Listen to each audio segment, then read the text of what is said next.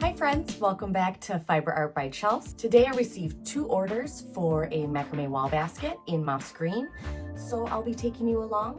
If you like the basket, you're welcome to go to tangledmoonmacrame.com and order. Check it out, check out the site, anything you like. If there's something that you like or see but would like to make some changes, just send in a custom request and I will email you back.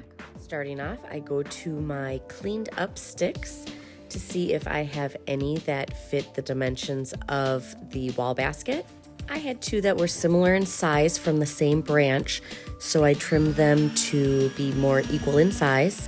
All of my sticks have been pre-washed and cleaned of bugs, so they can be ready to go when orders come in.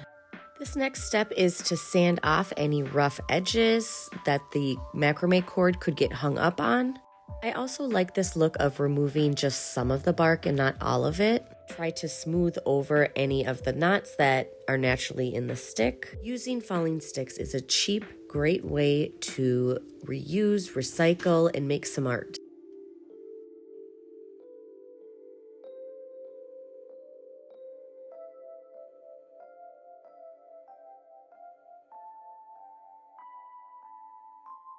When I first started taking custom order requests, I got one for a hanging wall basket. Never have making one before, I searched YouTube and Pinterest to get some ideas. I wanted to keep it fairly simple building it, just in case the design doesn't come out in plan and I have to rework a few things. Since the square knot is my fave, I decided to use it to build the basket. Here's a slow down version of the knot as a reminder.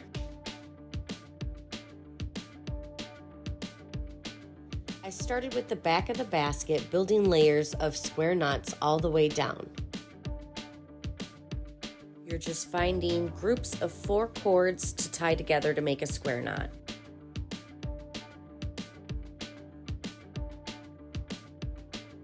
When you're starting the second row, you'll leave out the 2 cords on each side, grabbing 2 cords from the knots above. Crossing over the in-between cords switches up the look just enough from other pieces I have in design. And of course I had those instances where I would forget to cross them over and then have to undo my knots to redo it again. You know, happens to everybody. But these are the mistakes that you learn and grow from. That's what I tell myself. And catching it early is key. I've definitely noticed mistakes before, several layers up, and then you have to redo it all. The 2 cords from the first layer will be used as the top of the rim of the basket. Since I'll be building down to create the front of the basket, I wanted to knot together the 2 cords to make it thicker and stronger to hold the structure to build from. And here I got a little ahead of myself.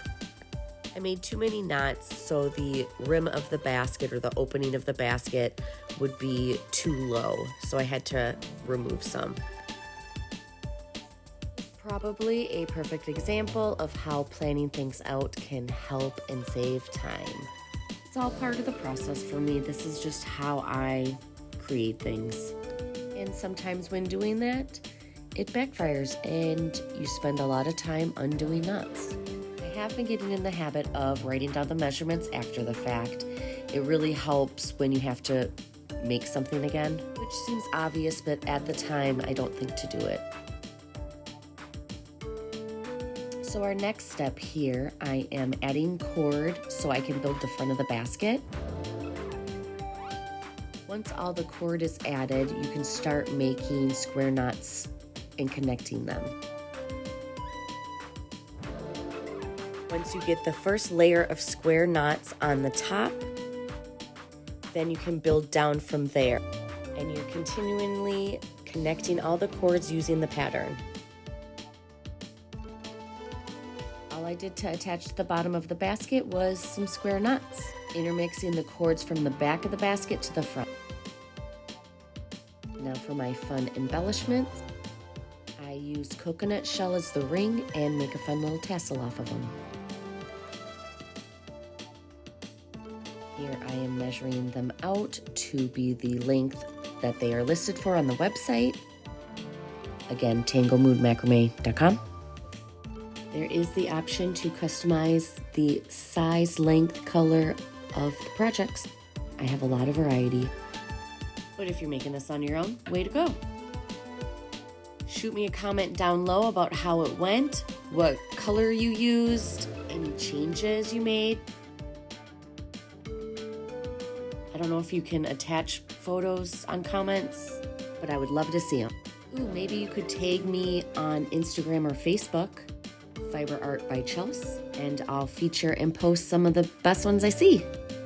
Again, thanks for sticking around. I enjoyed sharing how I create new videos uploaded Thursdays, sometimes Fridays.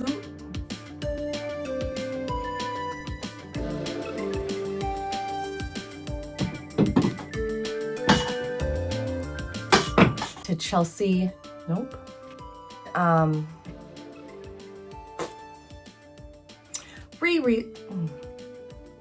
And I will, this was, subscribe down below.